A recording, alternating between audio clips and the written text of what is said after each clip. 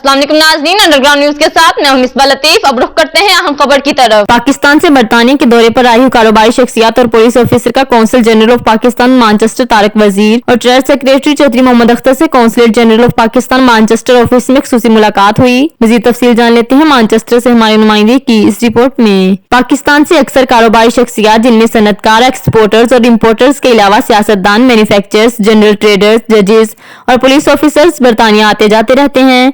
इन दिनों सियासी व समाजी शख्सियत और लाहौर हाई कोर्ट के मारूफ एडवोकेट सजाद रुबानी, सियालकोट पाकिस्तान के स्पोर्ट्स गर्ल में मारूफ एक्सपोर्टर मतलूब भट्ट बरतानिया के दौरे पर हैं।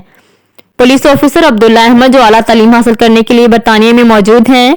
इन शख्सियत की मुलाकात बरतानिया व यूरोप के बिजनेसमैन खालिद चौधरी और दीगर बिजनेस कम्युनिटी शख्सियत के साथ consulate general of Pakistan Manchester office में consul general of Pakistan Tariq Wazir और ट्रेजरी सेक्रेटरी चौधरी मोहम्मद अख्तर से खुसूसी मुलाकात में मुल्क की सियासी सूरत हाल के साथ मुल्क की माशियत को मुस्तहकम बनाने, महंगाई व बेरोजगारी के खात्मे, मुल्क के एक्सपोर्ट्स बढ़ाने और पाकिस्तानी मसनूआत को जदीद टेक्नोलॉजी के दौर के मुताबिक जदीद तरीके और नए सिरे से मुतारिफ करवाने पर और दीगर उमूर पर तबादला ख्याल किया गया।